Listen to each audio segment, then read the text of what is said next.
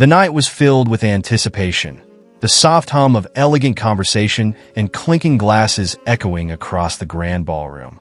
The air was thick with the fragrance of expensive perfume and the soft glow of chandeliers casting their golden light on the polished floors.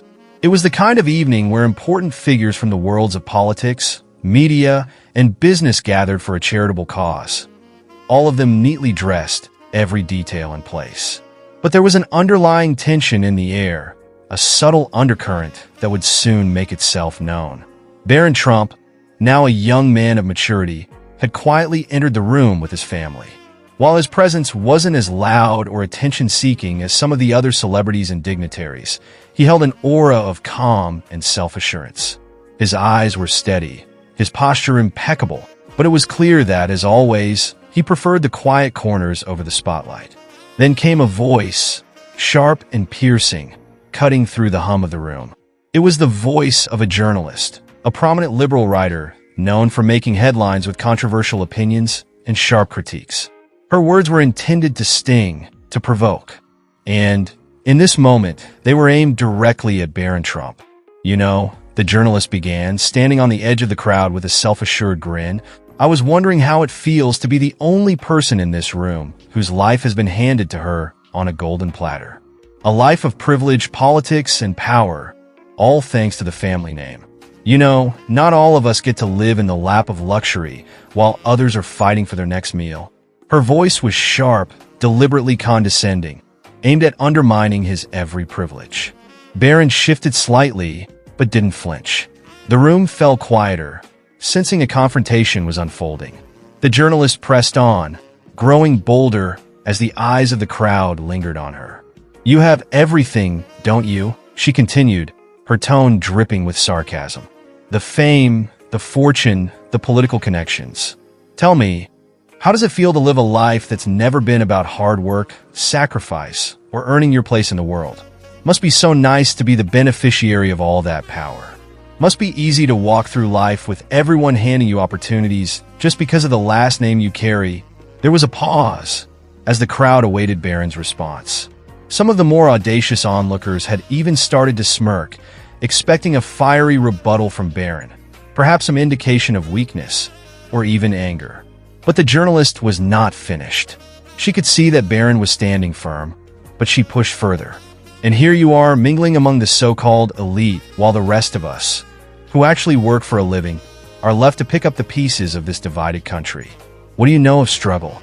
What do you know of true hardship, of people who fight every day to have even a fraction of the privilege you were simply born into? I wonder, Barron, does it ever weigh on you? Does it ever make you stop and ask yourself if all of this luxury, all of this success is truly deserved?" A few people in the crowd exchanged glances, clearly unsure of how this would unfold. Some of them had already begun to whisper, their gazes flicking back and forth between Barron and the journalist. But still, Barron remained quiet, his posture upright, his expression unreadable. The journalist, sensing victory, smirked to herself and leaned in further, making her words all the more biting. "Let me guess, you've never had to earn anything in your life. You've never had to fight for what you want or put in the blood, sweat, and tears that the rest of us do.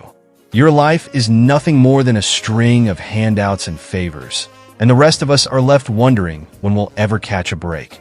The crowd was tense now, the room feeling thick with the weight of her words. Everyone waited for Barron's reaction, expecting him to break under the pressure, to show some sign of discomfort or anger. "Wait, let's pause for a second.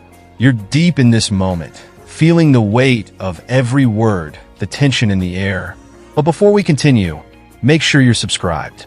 This is the kind of storytelling that makes you think, that challenges perspectives. Hit that subscribe button now so you never miss moments like this. Alright, now back to the story. But Barron remained the picture of composure.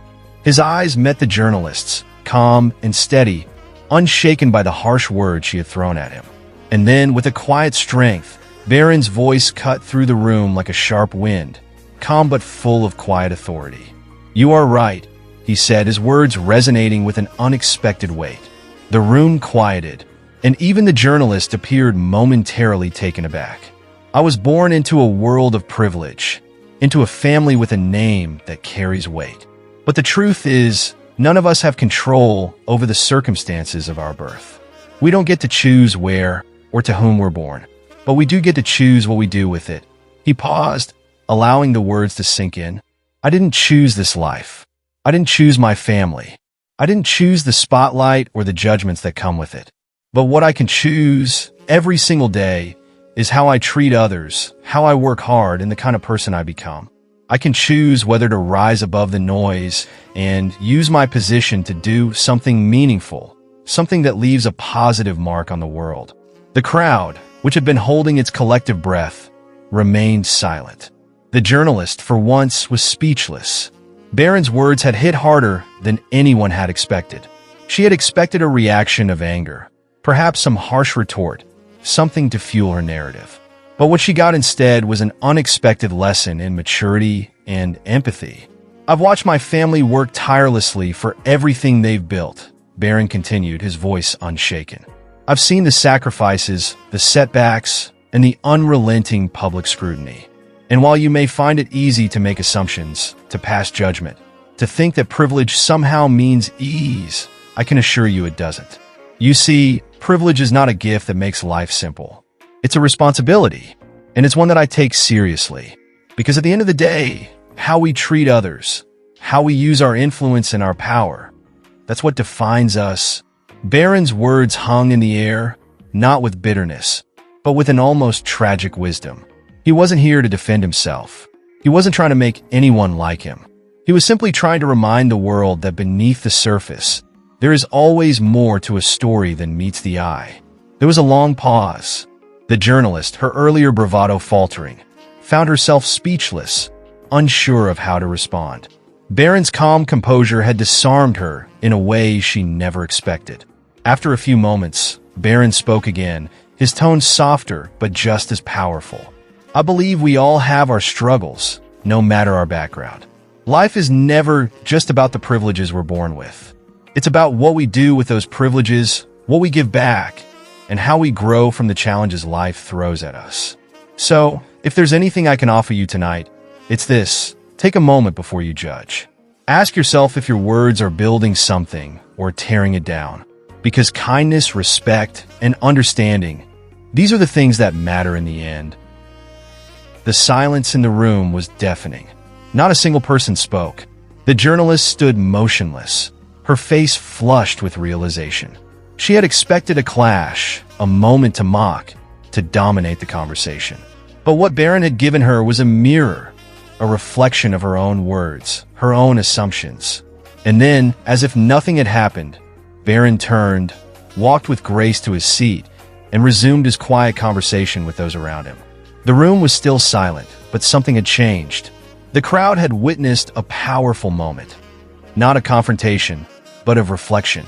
Barron Trump, with nothing more than a few carefully chosen words, had transformed a moment of mockery into a lesson about empathy, about maturity, and about the true meaning of strength. No one spoke of the journalist's words again that night. Instead, conversations shifted to the value of respect, the importance of kindness, and the realization that we all have a responsibility to choose our words with care. And as for Barron, he became a quiet symbol of dignity and maturity in a world that too often prefers noise and conflict. His response was not just a defense of his character. It was a challenge to all those who had ever judged too quickly, a reminder that true strength lies not in fighting back, but in choosing a higher path, one of understanding, one of grace. Did you catch Barron Trump's incredible response? It left the entire room in complete silence. And trust us, you don't want to miss more stories like this. If his powerful words resonated with you, make sure to hit that subscribe button now, because we've got even more eye-opening moments and life-changing lessons coming your way. Don't forget to like if you agree with Barron's message, share with your friends to spread the inspiration, and comment below. We'd love to hear your thoughts. Do you think his response was the perfect way to handle the situation? Let's talk about it.